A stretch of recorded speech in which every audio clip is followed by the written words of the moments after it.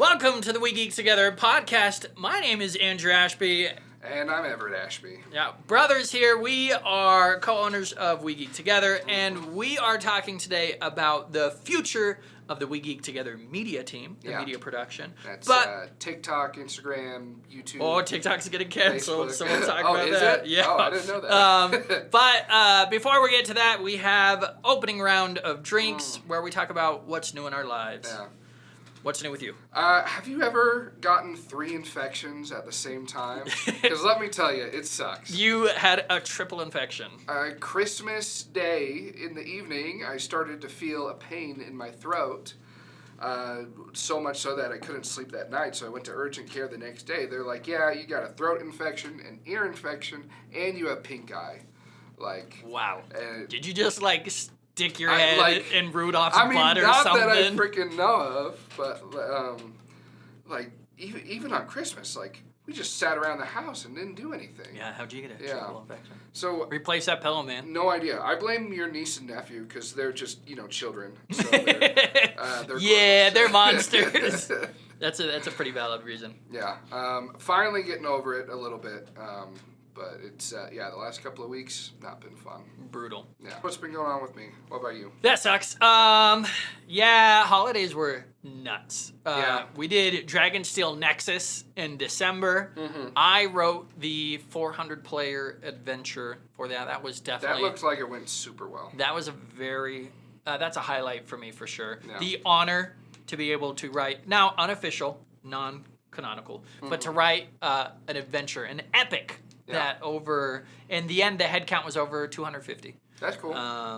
So over 250 players played. The adventure was based off of the second book, Words of Radiance. Yeah, I heard that it was just the big main battle at the end of the book. The big finale battle. Yeah. Super cool. Super cool. So that was really cool to be able to partner with Brotherwise, Dragonsteel, to be able to bring that to life. So that's a highlight for me. I will say Dragonsteel, easily one of my favorite events of the year. Oh, so good. They are an event that really knows how to treat their vendors well. Extremely well. And just their organization and everything. They have a break room just for the vendors with hot and fresh food every day. No other event does that. No event cares about the exhibitors like Dragonsteel does. Yeah. So Brandon Sanderson kills it. Yeah, his team is amazing. Totally. Nerdforge was there. I saw them twice walk by the booth. I was so swamped with the passports and the stamps that I couldn't go up and talk to them. But yeah, that was Nerdforge. Yeah. Ren from Corridor Digital. I did get a picture with Ren from Corridor Digital. Oh man, that's so cool. Speaking of our media inspiration, Corridor Digital is so up there for me about shaping the kind of content that I want to make for us. Yeah. Well, let's get into that. Sure. Let's talk about the future of the We Geek Together media production, and we'll at the end we'll touch on our dreams. What are the projects we want to do? Yeah. Let's get into main course. Yeah. Main course. Our media has always been kind of our main source of marketing. 100%. But not in... Well, I mean, we've kind of gone the traditional route a little bit where I'd say half the stuff we've made over everything is just kind of an advertisement for what we do, right? And the other half is just our personality. It's, I would say, the real content that we want to make when it comes to, it's just us having fun that we want to show people that we have fun, I guess. Yeah. I don't know if you have a more eloquent way to describe that. No. So we don't invest in traditional marketing. No. Most businesses, they take out TV ads. Mm-hmm. They spend money on billboards, newspapers, all that stuff. Or just online ads. Online ads everywhere. Is kind of what it is now, targeted online ads. We don't do any of that. Oh. With the exception of our website does some targeted ads, but that's kind of our website team. But the website team does their own thing, and we love them. But We Geek Together, their only marketing is through social media and through the content we make. And the word of mouth that brings. Mm-hmm. Yeah. And that's where we spend all of our time. We don't have any money to spend on marketing. Nope. So, this is the best we get. Because if that's like, if you're doing targeted online ads, when someone clicks through and spends money on your website, and so the money that ad brought in. Yep. If that's not how you do it, you have no way to quantify how much money your marketing is bringing in. Yeah. Just because people might come in because they see your Instagram, they like what you post, and they might buy something. But we have no way of tracking how much money gets spent because someone follows us on whatever platform. Mm-hmm. And I think what we're doing, while it is not new, I think it is the future for brands. Mm-hmm. We've seen a shift from normal marketing to more personality-based driven marketing. Mm-hmm. I was watching a book author, Aaron, Aaron. He's done a lot of self-published books. Mm-hmm. A really scrappy, independent author. Really cool. Look him up on TikTok. Aaron? Yeah, Aaron. Is that what he... No, his name's just Aaron, Aaron's right? Aaron. Okay. Okay, don't tell him I said Aaron. Anyway... Dude, that old Key and Pills... it's ruined so many Aarons across the world. Though. It's so good. Don't play games with me, Aaron. But he made a video frustrated because he's like, I can't just be a good author. I can't just be a good author to write good books. I also have to be a good content creator for people to care about my books. And that really is that's how you have to do it. Yeah, totally. And that's where we're seeing game stores live or die now. Yeah. I think all of the classic old game stores, the retro game stores, the game stores I grew up with, I see them absolutely struggling. If they don't have an online presence really whatsoever, they're not building a client base then. If the only customers they get are people who know them already and the word of mouth of the people that know them, you're not really going to be growing. Yeah. So that's a future. Yeah. And so I think we understand that. Yeah. So we are going to be working a lot harder on our social media to level it up for this next year. Sure. So a few things we're doing is this room. Mm-hmm. This room took way too long to set up. And a decent amount of money. You guys can't see it on camera, but there's this custom-built metal cage to hold microphones and cameras and lights and everything that we built, shaped and sized to this room specifically. Yeah. So we have worked very hard on getting this room ready. Yeah. So we can just walk back here, hit a button, press record. Yeah. To make it easy for us. And we're going to be using this room for a lot more than just this podcast. Yeah. No, D&D games, Let's Plays, stuff like that. So one of the series we're going to start doing is called Gaming After Hours or After Hours Gaming. Mm-hmm. The idea is Saturday night when we are our tiredest. Yeah. After we close the tavern, we're going to come back here and we're going to play a different game. Yeah. We just did the pilot episode, and we played Brandon Sanderson's Mistborn deck builder game from Brotherwise, and it was terrible. Just because no one knew how to play? No one knew how to play, so half of the video is just us, like, quietly reading the rules. It's just us reading rules. What cards great content. And so we're going to have to work on that a bit more. But, we'll provide that. And we're going to keep on upgrading the room. One of the really exciting things about this room is we'll actually open it up to the public. Yeah. So anyone can come back here and record. Just use the studio space. Right now we're testing $25 price point for 2 hours for up to 4 microphones, 2 camera setup. Mm-hmm. And when you're done, you're going to get the full audio file.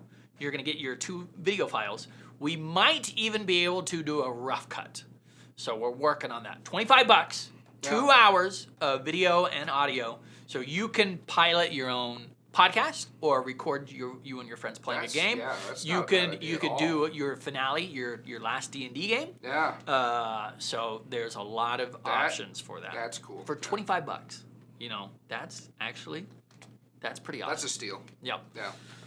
Hashtag sponsored by us. So yeah, this meeting room is going to be a huge production thing. Yeah.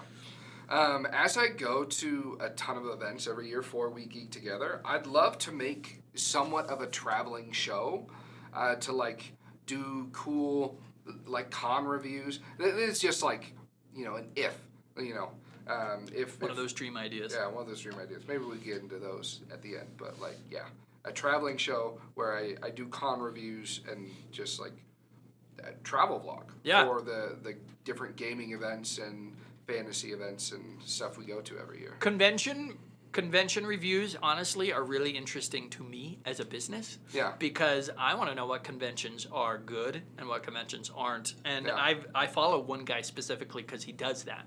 He does convention reviews. And unlike most convention reviews, this would be from the side of a vendor, not from a customer. So it's going to be a different experience than what a lot of convention reviews you'll see. Yep.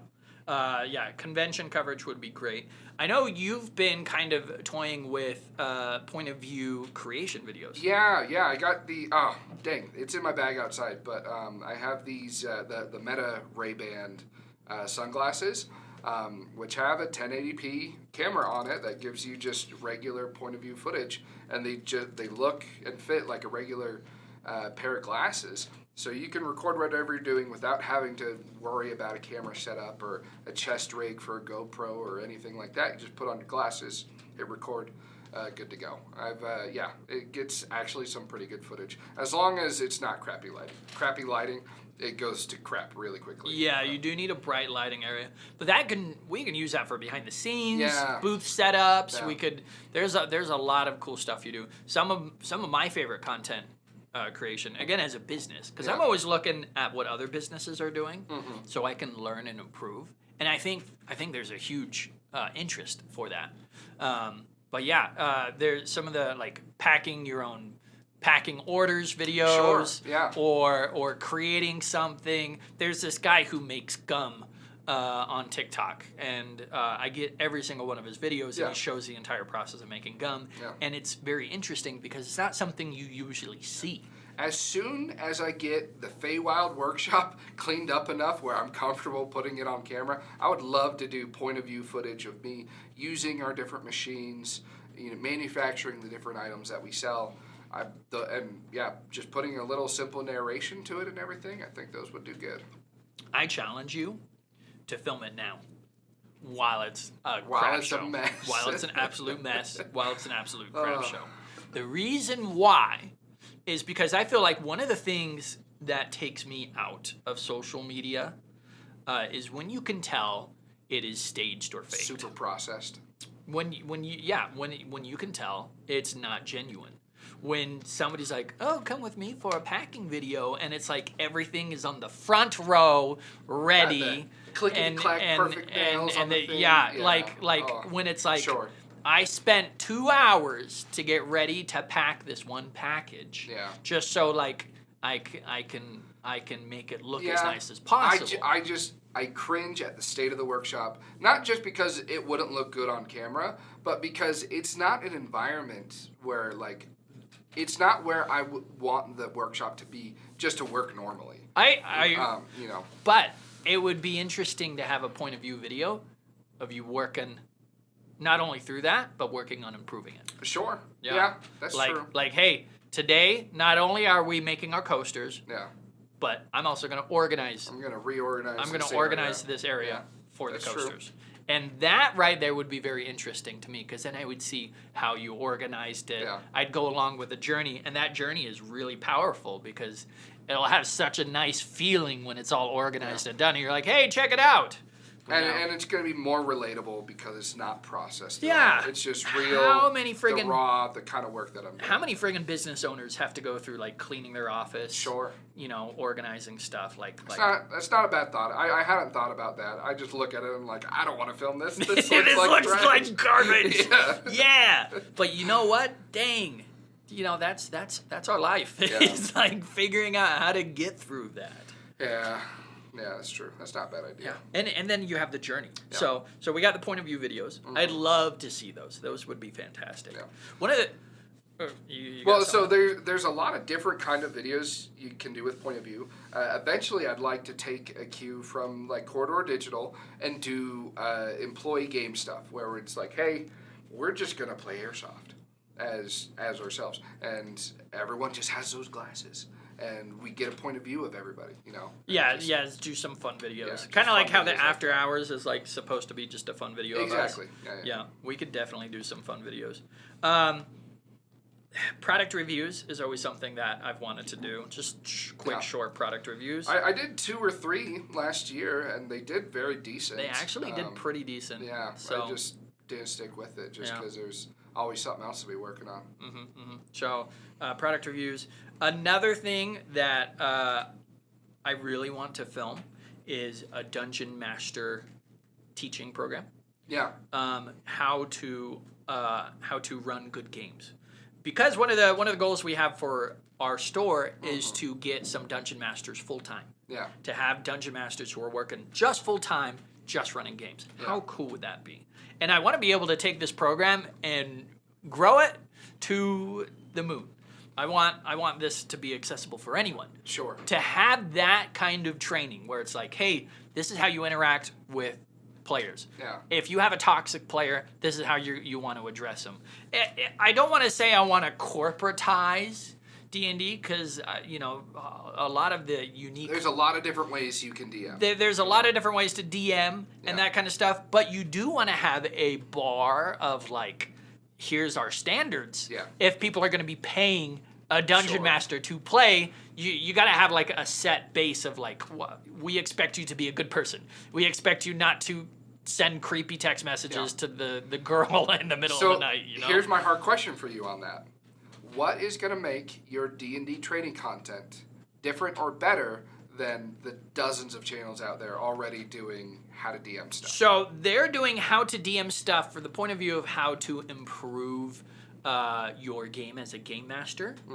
My stuff will be much more of like the how do you approach it as a business. Okay, how to make money DMing. Not only how to make money, how to make money DMing, how to work with customers. Because my mindset is different. If I am just DMing for a family game or a friend game, my mindset is different. If I know everyone who showed up at the table put money down, that's going to put a bit more pressure on me as a game master to be able to really provide value for those players. Sure. Yeah. And so that's what I want to be able to speak to is like how do you provide money to your customers? How do you make it so every time a player walks away from the table, they're like, I am so glad I spent that money because this is the highlight of my week. Yeah. And so boy do I have ideas for that. That's definitely a different viewpoint. A different take on how to be a game master. Now, I'm still going to take a lot of what people have said already because there's a lot of great advice out there. But approaching it as a paid dungeon master is pretty interesting. But that's a long project. And that's a boring project. Let's talk more about the fun projects. Yeah. I want to do more prank videos. I don't. It's because you're on the receiving end of it. I'm good on not getting pranked. Thank you very much. That would be nice. Oh, that was such a good one. No, man. That wasn't good. I really would love to put a little clip of that in the video of just... No, me screaming? Yeah, you screaming. Sure, I'll throw that in post. Thank you very much. Yeah. Gaming content I think will be great. Yeah. I think videos where we are having fun, and even prank videos, it's a lot more than just like, here's a fun video for you to watch. It's letting people in on our personalities. It's getting them to relate to who we are as people, which is the whole point of personality-driven content. Yeah. Yeah. You have to have fun. Yeah. And I think you have to show that in all of the media that you're putting out. Like all the media you put out has to in some way capture your personality. And so I think the best way to show your personality is to have fun with whatever you're doing. Even in the boring stuff like the reviews or the ads or the Dungeon Master program, like and this is a secret for anyone who wants to get into the social media content. Having fun, genuinely having fun, is the way to connect with people. If you are like, well, I have to make another video because I try to make a video every day and it's painful to make that video, it's really hard for that video to do well. And in fact, if through December, because I've been super stressed because of the holidays, because of everything that's been going on, my video count plummeted. I did way less videos than I usually do in December. And I could have forced myself through that. I could have just been like, well, it's time to make a video. Could have phoned it in. And but not only was it really hard and painful for me to do videos, but I think they wouldn't have been worth the time because they wouldn't have performed well, and it would have honestly just hurt the relationship we have with our regulars if they're just taking mediocre stuff. If half of our videos are just meh and it's not us having fun being genuine, it's like, well, I'm gonna lose engagement with these people. And I think there's been a lot of points in this year, or 2024, it's technically 2025 now. There's a lot of points in 2024 where we were getting really bogged down in the just the work. And I do think that our content suffered quite a few different times just because running business ain't easy. Business ain't easy. And so there's times where we weren't uploading consistently. There's times where what we were uploading definitely isn't, at least what I felt wasn't what we wanted to upload. It's just kind of what we felt like we needed to upload. And so that's definitely a goal to stay on top of. If we're uploading it, it's what we want to upload. Exactly. I think that's kind of what I learned, was like, be okay with not uploading, because that's one of the things that people tell you. It's like, well, if you're going to get into the video content, you got to churn out stuff. Got to be consistent. You got to be consistent, and that's fantastic advice because that does help a lot. With the algorithm. But if you are going through stuff, and boy, 2024 really put us through stuff. If you are going through stuff, do not beat yourself up that you can't put out content. I think what's worse than not putting out consistent content is consistently putting out mediocre content. Bad content. And so if we're doing it inconsistently, but we're making sure that the quality is where we want it, that's the better first step, and then we could work on doing it more often. 100%. All right, pie in the sky. What are super fun, crazy projects that would be really cool to do? Whatever. I would love to make a movie. So, I'll speak. Arcane, done by League of Legends. Riot, and the French studio, I can never say their name, is like Frederichini or whatever. Idea. Was one of the most inspiring shows. It is such a good show. I have seen. Say what you will, there's people who are like, well, it's not that good, it's overhyped. The fact that two nerdy guys 16 years ago made a video game that is free to play, which was at the time kind of unheard of in the industry. Okay. And they made it based off of a mod. Circa 2008. Based off of a mod of a game they liked. They made this other game. Okay. To now be the most expensive animated show produced of our time. To have how many raving fans it does. To be able to collaborate with some of the biggest music artists of our time. Okay. To be able to put out something that high quality. Say what you will about the story. Some of the characters are flawed, too rushed, whatever. They created something amazing.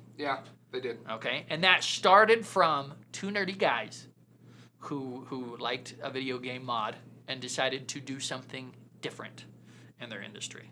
Yep. And Riot is not a fantastic company. They definitely have some scummy tactics.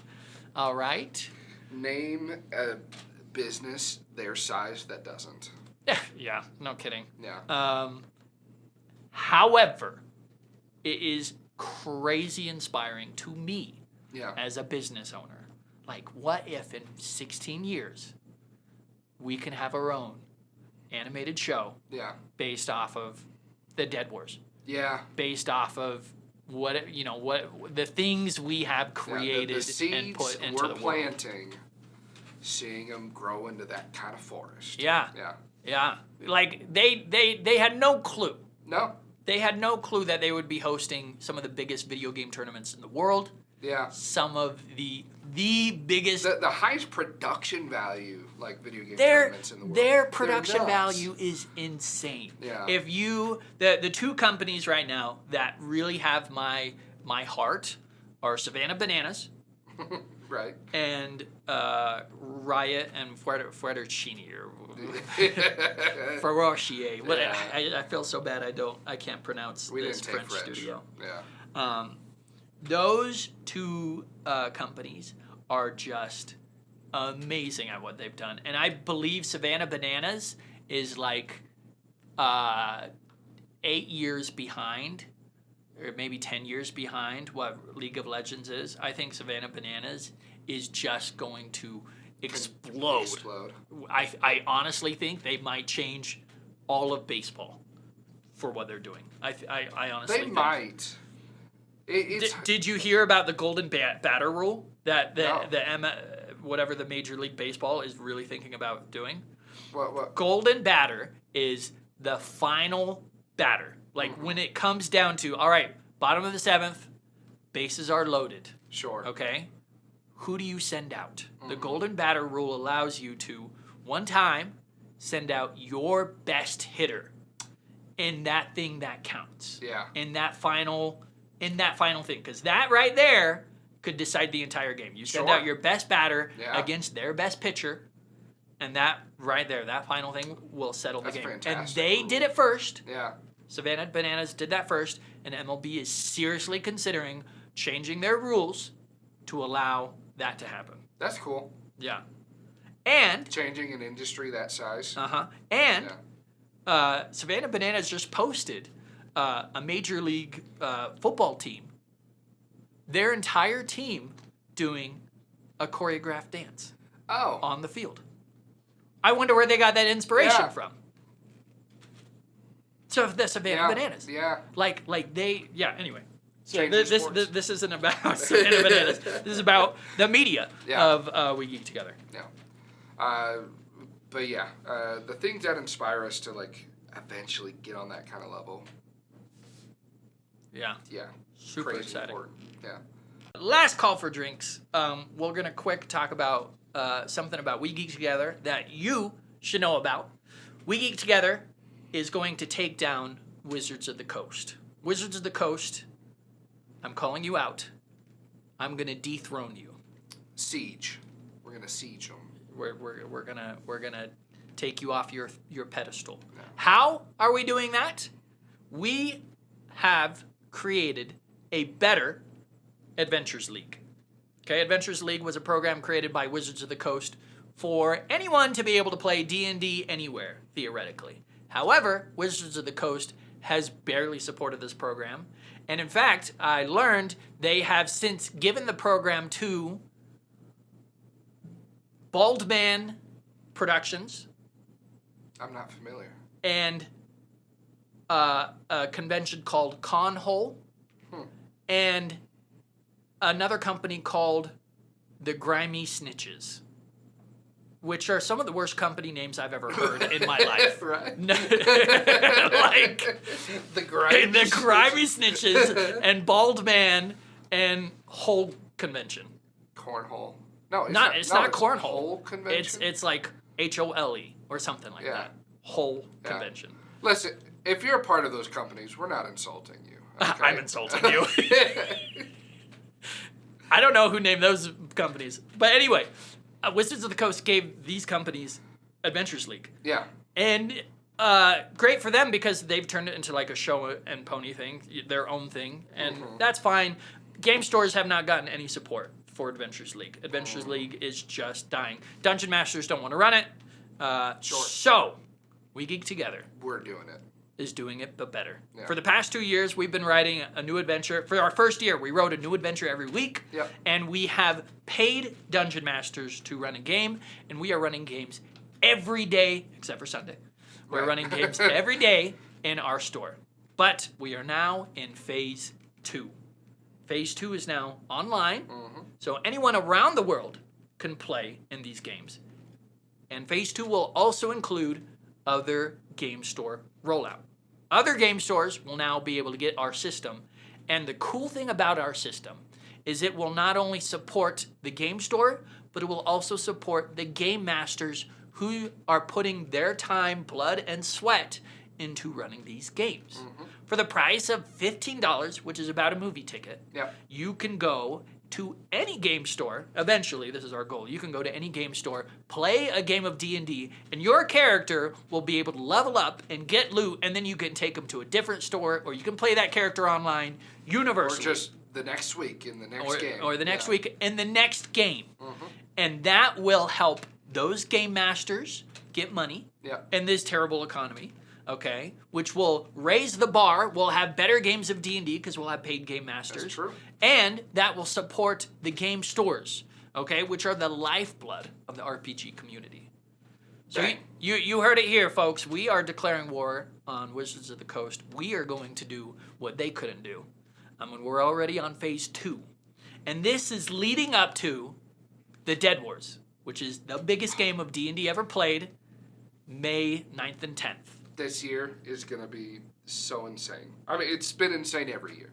But, like, in order of magnitude, it's going to be such a huge jump from our previous years, just based on the early groundwork we're already doing. It's going to be insane. We've done a lot of work. I don't want to put the cart before the horse. No, I will. But, because I'm the one who's writing the adventure, so there's a lot of pressure on me. But, my hope is this year's Dead Wars is better than the last. For sure.